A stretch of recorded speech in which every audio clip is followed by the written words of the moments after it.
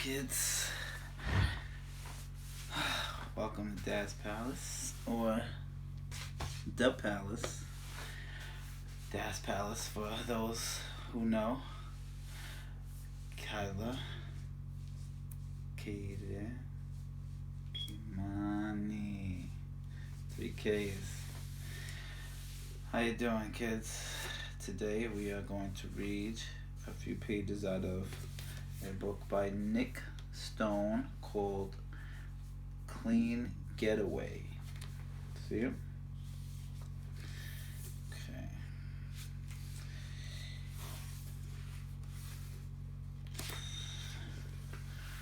Had a good day, kids? I had a wonderful day. I slept, woke up, ate, nice, slept, and I woke up, watched a little TV, did some writing, did some thinking, and now it's time to read. This is chapter 1, okay? And it reads, Quite a Ways to Go. That's the name of the chapter. See? It might sound silly, but to William Scoob Lamar, the Welcome to Alabama the Beautiful sign looks, well, beautiful. Not as beautiful as his best friend Shanice Lockwood in her yellow sundress, but beautiful enough to make Scoob tip his head back, close his eyes, and sigh into the breeze blowing through the open passenger side window of Grandma's Winnebago. Winnebago, that's a truck. Ooh, to sit up, kids. You lean back, you may hurt your back. So you always want to sit up straight. Exhale Dad's lockdown. Inhale the sweet fragrance of freedom, which smells like pine mixed with a little bit of truck exhaust. You all right over there, Scooba-Doob? Grandma says from the driver's seat. She's propped up on the gingham-covered foam wedge she uses to see over the steering wheel. Pale, polka-dotted little hands perfectly positioned at 10 and 2. She's only 4 feet, 11 inches tall. Grandma is. I even got a picture of her, see? That's Grandma at the driving wheel. Hearing his full nickname makes Scoob cringe. Grandma gave it to him when he was 5 years old and obsessed with an old cartoon he used to watch at her house about a dog who liked to solve mysteries. Grandma thought it was just too adorable that he couldn't pronounce Scooby-Doo.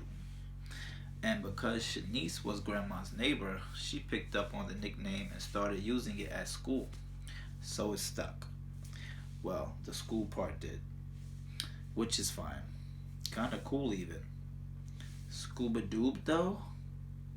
Grandma, he says, you mind if we stick to Scoob? The rest is a little babyish.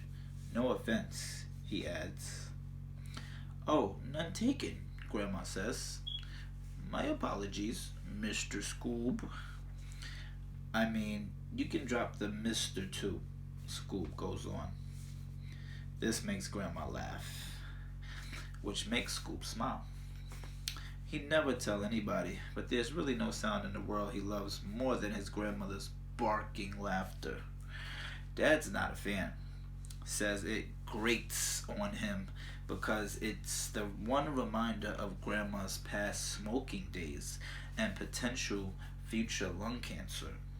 But it reminds Scoob of elementary school days, playing card games she taught him that he wasn't supposed to know the rules for, like Texas Hold'em and Blackjack.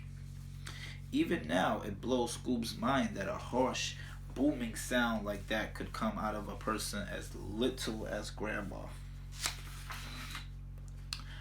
Page 4. We'll stop at page 4, okay? I mean it though, she says. You feeling alright? I'm not driving too fast, am I? She kicks him a wrinkly wink. Now Scoob's the one laughing. He looks up from the brand new road mat she handed him once they were both settled and seat belted. According to the speedometer, the brand new Winnebago he and Grandma are in as... Let's back up. According to the speedometer, the brand new Winnebago he and Grandma are in has a max speed of 120 miles per hour, but Grandma has yet to push the needle to 60. That means they're driving really slow. Definitely not too fast, Grandma. Though I do wonder if there's a minimum speed limit law you're breaking. Oh, you hush, she says. Speaking of which, you never said if you like my new sweet ride or not. That's what you kids call it these days, right? A sweet ride? She says it in a way that makes her sound like a smarmy used car salesman with oil-slicked hair. Scoob chuckles and shakes his head. Then he peeks over his shoulder into the back. Truthfully, when Grandma popped up out of the blue and asked if Scoob wanted to go on a little adventure, he was too geeked at the thought of a loophole in his punishment to give much thought to anything else, their destination included. And that concludes the 4 pages we read for this evening. We'll start back at the top of page 5 tomorrow after destination. Yes, after destination included. We'll begin at especially when. Okay? This book is about a young man named Scuba Doob. Grandma calls him Scuba Doob, who goes on an adventure with his grandmother. And we will find out where they're going, why they're going, and how they're going on this adventure. Next time on Dad's correction at the palace. Say it with me. The palace. The palace. The palace. I love you, kids.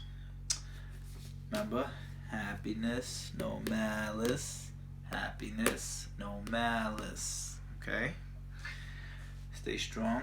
I know we're quarantined, but we can always read. I love you. Good night.